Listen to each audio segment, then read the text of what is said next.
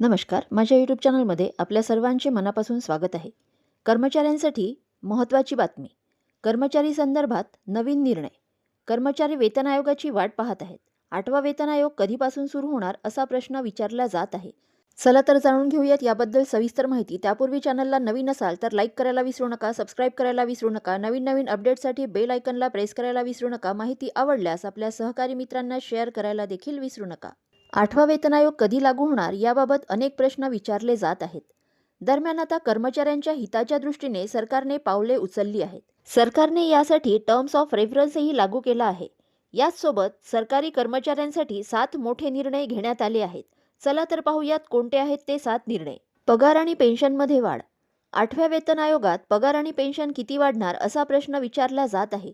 मागील ट्रेंडनुसार पगार आणि पेन्शनमध्ये 30 ते 34% वाढ होऊ शकते. Fitment factor. केंद्रीय कर्मचाऱ्यांची पगारवाढ ही फिटमेंट फॅक्टरवर अवलंबून असते. सध्या फिटमेंट फॅक्टर 2.57 आहे. 8व्या वेतन आयोगात फिटमेंट फॅक्टर 2.86 होण्याची शक्यता वर्तविली जात आहे. नवीन पगारवाढ कधीपासून होणार? पगारवाढ ही 1 जानेवारी 2026 पासून लागू होईल.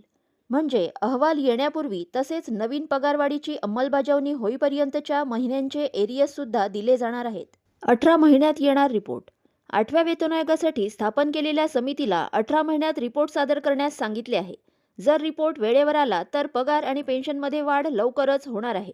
8वा वेतन आयोग 1 जानेवारी 2026 पासून होणार लागू. कर्मचाऱ्यांना 8वा वेतन आयोग 2026 पासून लागू होणार आहे.